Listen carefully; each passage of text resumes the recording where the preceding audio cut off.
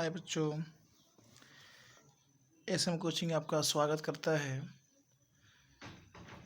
तबीयत ख़राब हो जाने की वजह से मैं ये वीडियो नहीं बना पा रहा था। मार्च के तकरीबन ही बना था लास्ट में, लेकिन जैसे ही तबीयत अच्छी हुई है तो सोचा ये गया है कि आपका पठन पाठन का कार्य शुरू किया जाए। आज 21/3/4/2020 दिन मंगलवार, एसएम कोचिंग सेंटर, क्लास 12 विषय भौतिक विज्ञान। आज हम यहाँ से पढ़ेंगे पदार्थों का वर्गीकरण। पदार्थों का वर्गीकरण, फिजिक्स के लैंग्वेज में पदार्थों का वर्गीकरण। तो पदार्थों को चालकता के आधार पर निम्न वर्गों में बांटा गया है। यदि हम पढ़ें कि पदार्थों का वर्गीकरण, पदार्थों को कितने भागों में बांटा गया है, तो बताया ये जाएगा कि पदार्थों को चालकता के आधार पर निम्न वर्गों में बांटा गया है। पहला चालक, दूसरा वैद्युतरोधी अथवा अचालक, और तीसरा परावैद्युत, और चौथा अर्धचालक। ये बहुत इम्पोर्टेंट है और वाइवा में अक्सर एग्जामिनर जो है कि चालक और अचालक और अर्धचालक के बारे में पूछते हैं। तो एक नोट्स आपको हम बताएंगे, वो नोट्स क्या है कि अचालक को वैद्युतरोधी भी कह सकते हैं या वैद्युतरोधी को अचालक भी हम कह सकते हैं। ठीक है, अब करेंगे क्या हम, तो एक के बारे में हम जानेंगे कि चालक क्या है। देखेंगे वे पदार्थ जिनमें मुक्त इलेक्ट्रॉन को हम लोग इंग्लिश में बोलते हैं फ्री इलेक्ट्रॉन, अत्यधिक संख्या में पाए जाते हैं तथा जिनमें वैद्युत धारा का प्रवाह आसानी से हो सकता है, उसे चालक कहते हैं। थोड़ा इस चीज़ को समझेंगे आप कि मुक्त इलेक्ट्रॉन क्या है। कोई भी जब धारा हम प्रवाहित करेंगे तो धारा जब प्रवाहित नहीं की जाती है, मतलब अभी धारा कोई वायर है, कोई तार है, इसमें किसी भी तरह का धारा इसमें प्रवाहित नहीं किया गया है, तो जिसमें इलेक्ट्रॉन होंगे वो फ्री इलेक्ट्रॉन होंगे। कौन से इलेक्ट्रॉन होंगे? तो फ्री इलेक्ट्रॉन, मतलब कि मुक्त इलेक्ट्रॉन होंगे जब उसमें हम धारा प्रवाहित नहीं करेंगे तार में तब। लेकिन जैसे ही तार में हम धारा प्रवाहित कर देंगे तो यह फ्री इलेक्ट्रॉन चेंज हो जाएगा या धारा का रूप पकड़ लेगा। तो ये कह रहा है कि वे पदार्थ, कोई पदार्थ होगा जिनमें मुक्त इलेक्ट्रॉनों की संख्या अधिक पाई जाएगी और पाने के बाद यदि उसमें वैद्युत धारा का प्रवाह खूब अच्छा से होता हो, आसानी पूर्वक हो जाता हो, तो उसे हम चालक कहते हैं। तो इसमें जैसे में कौन कौन सा आ जाएगा? चांदी आ जाएगा, तांबा आ जाएगा, एल्युमिनियम आ जाएगा, लोहा आ जाएगा और मानव शरीर भी आ जाएगा। ठीक है, मतलब ये हुआ कि चांदी, तांबा, एल्युमिनियम में मुक्त इलेक्ट्रॉन अत्यधिक संख्या में पाए जाते हैं। जब इन पदार्थों में मुक्त इलेक्ट्रॉन अत्यधिक संख्या में पाए जा रहे हैं तभी तो इसमें धारा का प्रवाह हो रहा है। तो अतः ऐसे पदार्थों को हम चालक का नाम दे दिया जाता है। ठीक है, आगे बढ़ते हैं। अचालक क्या है? वे पदार्थ जिनमें मुक्त इलेक्ट्रॉनों की संख्या लगभग नगण्य होती है। इस नगण्य का मतलब ये हुआ ना कि इंड नहीं होता है, ख़त्म नहीं होता है, बहुत कम मात्रा में, बहुत अल्प मात्रा में होता है। वे पदार्थ जिनमें मुक्त इलेक्ट्रॉनों की संख्या लगभग नगण्य होती है, जिनमें वैद्युत धारा का प्रवाह नहीं होता है, उसे अचालक कहते हैं। जैसे बेटा जी ये कह रहा है ना कि ऐसा पदार्थ होगा जिसमें जो है कि आपका इलेक्ट्रॉनों की संख्या बिल्कुल नगण्य होगी और उसमें वैद्युत धारा का प्रवाह जो है कि नहीं होता है, उसे हम अचालक कहते हैं। जैसे चमड़ा हो गया, गंधक हो गया, बेकेलाइट हो गया, कोई चमड़ा ले लीजिए, तो आप गौर करेंगे क्या चमड़ा में वैद्युत धारा का प्रवाह होगा? नहीं होगा, अर्थात इसमें मुक्त इलेक्ट्रॉनों की संख्या नगण्य होगी, तो आप समझिए कि उसमें धारा का प्रवाह नहीं होगा। देखिए एक नोट में बहुत अच्छी चीज़ बता रहे हैं। क्या बताएंगे तो हम जानेंगे इसके बारे में कि जिसमें मुक्त इलेक्ट्रॉन होगा उसमें आसानी पूर्वक धारा का प्रवाह होगा। ठीक है, जिसमें मुक्त इलेक्ट्रॉन मतलब फ्री इलेक्ट्रॉन जिसमें होगा उसमें धारा का प्रवाह आसानी पूर्वक होगा। लेकिन जैसे ही मुक्त इलेक्ट्रॉनों की संख्या कम होती जाएगी, अर्थात एक ऐसा वक्त आएगा कि वह बिल्कुल नगण्य हो जाएगा, एंड हो जाएगा, समाप्त हो जाएगा, तो उसमें किसी भी तरह का धारा का प्रवाह नहीं होगा। ठीक है, बहुत लॉजिक चीज़ है। तीसरा चीज़ बताएं आपको कि परावैद्युत के बारे में हम जानेंगे आखिर क्या होता है। ये पदार्थ वे अचालक पदार्थ हैं जिनमें वैद्युत प्रभाव बिना वैद्युत चालक के संचरित होता है। मतलब किसी भी तरह का इसमें वैद्युत प्रभाव नहीं होगा, ये चालन के द्वारा जो है कि संचरित हो जाएगा, एक से दूसरे पर, दूसरे तीसरे पर, तीसरे से चौथे पे, चौथे से पांचवें पे, ऐसे इसका संचरित होता है।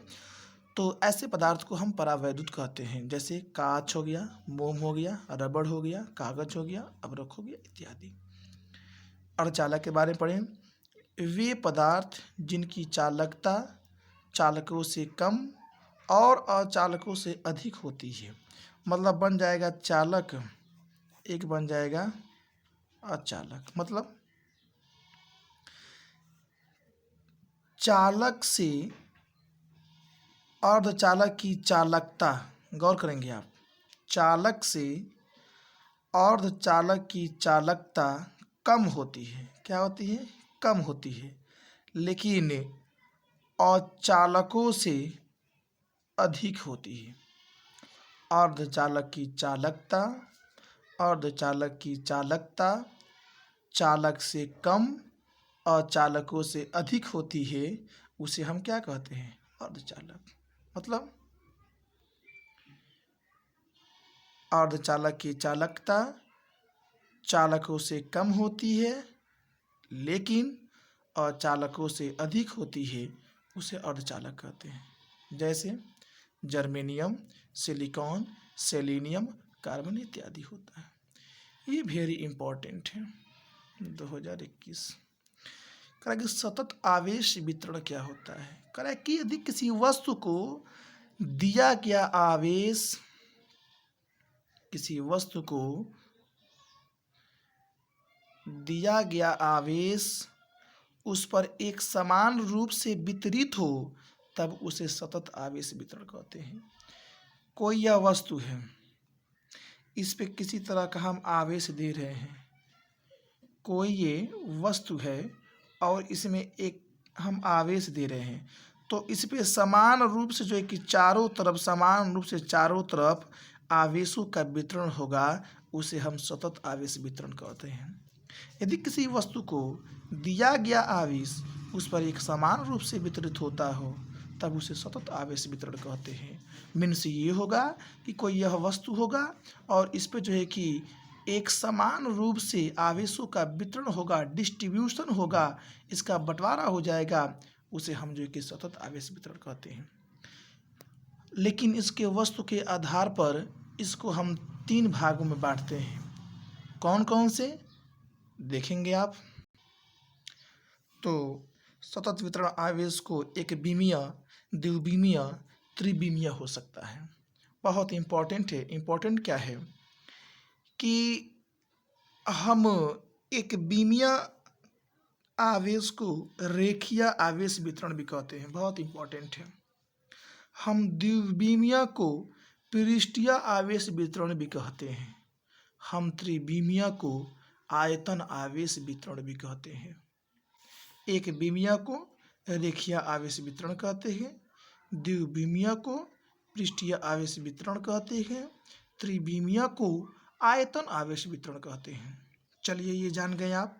अब थोड़ा इसके बारे में, एक एक के बारे में हम जान लें कि आखिर रेखीय आवेश वितरण, पृष्ठीय आवेश वितरण और आयतन आवेश वितरण क्या है।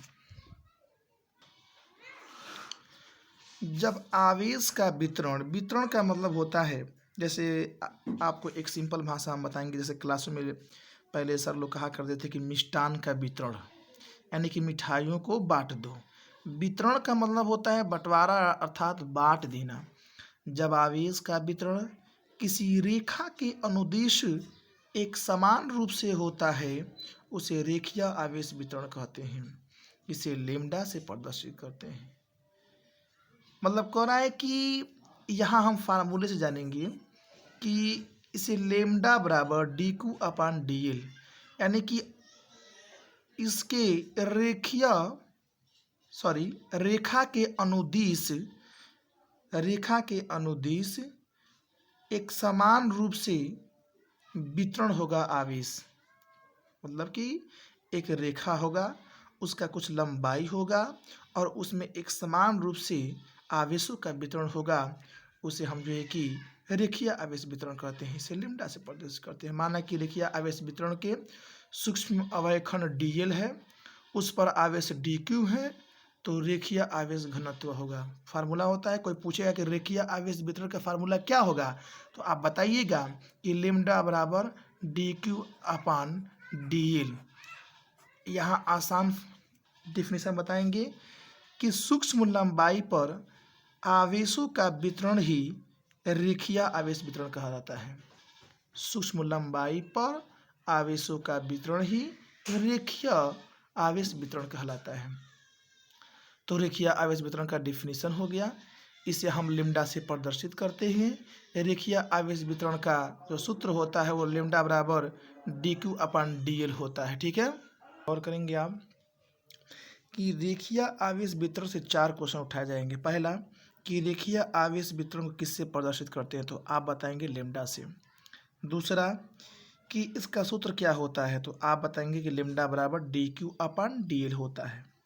तीसरा आपसे क्वेश्चन उठेगा कि इसका डिफिनीशन क्या होता है, तो आप बताएंगे कि सूक्ष्म लंबाई पर जितना आवेशों का वितरण करेंगे उसे ही हम रेखीय आवेश वितरण कहेंगे। चौथा क्वेश्चन उठेगा कि इसका मात्रक क्या होता है, तो बताएंगे कि इसका मात्रक कूलाम प्रति मीटर होता है। आगे चले भाई कि पृष्ठीय आवेश वितरण क्या होता है। जब आवेश किसी पृष्ठ पर एक समान रूप से वितरित होता हो तो उसे पृष्ठीय आवेश कहते हैं। मतलब एक पृष्ठ होगा, उस पृष्ठ पर आवेश जो है कि एक समान रूप से वितरण हो जाएगा, बट जाएगा, उसे पृष्ठीय आवेश कहते हैं। इसे सिग्मा से प्रदर्शित करते हैं। देखिए सिग्मा कैसे बनाया गया है फिजिक्स की भाषा में। इसे सिग्मा से प्रदर्शित करते हैं। माना कि पृष्ठीय आवेश वितरण के सूक्ष्म क्षेत्रफल अवयव डी ए पर आवेश डी क्यू हो तब पृष्ठीय आवेश वितरण। आप बताएंगे, इसको हिंदी में हम लिख दे रहे हैं यहाँ पर सिग्मा। इसे सिग्मा से प्रदर्शित करते हैं। सिग्मा बराबर D Q upon D A. ठीक है, इसका मात्रक होता है कूलाम प्रति मीटर स्क्वायर। इसमें भी 4 क्वेश्चन उठेगा कि इसे किससे हम प्रदर्शित करते हैं, तो आप बताएंगे कि इसे हम सिग्मा से प्रदर्शित करते हैं। दूसरा बताएंगे इसका फार्मूला क्या होता है, तो आप बोलेंगे कि सिग्मा बराबर D Q upon D A होता है। तीसरा पूछा जाएगा आपसे क्वेश्चन, तो आप तीसरा क्वेश्चन क्या होगा कि इसका डिफिनेशन क्या होगा, तो आप बताएंगे इसका डिफिनेशन कि कोई पृष्ठ होगा और उस पृष्ठ पर आवेशों का वितरण एक समान रूप से होगा, उसे पृष्ठीय आवेश वितरण कहेंगे। चौथा बताएंगे आप कि इसका मात्रक क्या आता है, तो आप बताएंगे कूलाम प्रति मीटर स्क्वायर होता है। ठीक है, तीसरा पढ़ा दिया आपको हम आयतन आवेश वितरण। जब किसी वस्तु के संपूर्ण का मतलब होता है पूरा, इंग्लिश में हो जाएगा होल। जब आवेश किसी वस्तु के संपूर्ण आयतन में एक समान रूप से वितरित होता है तो इसे आयतन आवेश वितरण कहते हैं। मतलब कोई वस्तु होगा और उस वस्तु का जो आयतन होगा, कोई वस्तु होगा और जो वस्तु का आयतन होगा, उस वस्तु के आयतन में आवेशों का वितरण एक समान रूप से होगा, उसे आयतन आवेश वितरण कहते हैं। इसे रो से प्रदर्शित करते हैं। ये रो होता है। ठीक है, इसे रो से प्रदर्शित करते हैं। ठीक है, माना कि यदि आयतन आवेश वितरण के सूक्ष्म आयतन अवयव डी भी पर आवेश डी क्यू हो तब आयतन आवेश घनत्व रो बराबर D Q upon D V. Rho बराबर D Q upon D V होता है आपका। ये आपका आयतन आवेश वितरण का फार्मूला हो गया। ठीक है, आगे देखते हैं हम लोग। इतना तो आप लोग पढ़ लिए। अब कुछ आपको हम महत्वपूर्ण तथ्य बताते हैं। नोट फर्स्ट, कोई पूछ देगा आपसे कि जल के परावैद्युतांक का मान कितना होता है, तो आप बताएंगे कि सर जल के परावैद्युतांक का मान 80 होता है। निर्वात की वैद्युतशीलता से हम इससे प्रदर्शित करते हैं। निर्वात की वैद्युतशीलता की बीमा क्या होती है, तो आप बताएंगे m/-1 l/-3 t/4 a का स्क्वायर होता है। ठीक है, अगला क्वेश्चन है आपका कि वैद्युत क्षेत्र सदिश राशि है कि अदिश राशि है, तो आप बताएंगे सदिश राशि होता है। इलेक्ट्रॉन का आवेश कितना होता है, तो इतना होता है। प्रोटॉन का आवेश कितना होता है, यहाँ लिखा गया है। अल्फा कण पर आवेश कितना होता है, यहाँ लिखा गया है। इलेक्ट्रॉन का द्रव्यमान कितना होता है, यहाँ पर है। प्रोटॉन का द्रव्यमान कितना होता है, तो यहाँ पर है। अल्फा कण का द्रव्यमान कितना होता है, 6.6 × 10⁻27 किलोग्राम होता है। और जी का मान, अर्थात जब हम ग्रेविटेशनल फोर्स आपको हम पढ़ा रहे थे तो उसमें बताया था कि जी एक सार्वत्रिक नियतांक होता है जिसका एक वैल्यू होता है। एक वैल्यू क्या है कि 6.67 × 10⁻11 न्यूटन मीटर स्क्वायर प्रति किलोग्राम स्क्वायर होता है। ये बहुत बहुत बहुत इम्पॉर्टेंट है आपका, इसको याद करने की ज़रूरत है। जब आप न्यूमेरिकल सॉल्व करेंगे तो उस वक्त ये जो वैल्यू दिया गया है ये सारे वैल्यू आपके काम आएंगे। ठीक है, थैंक यू।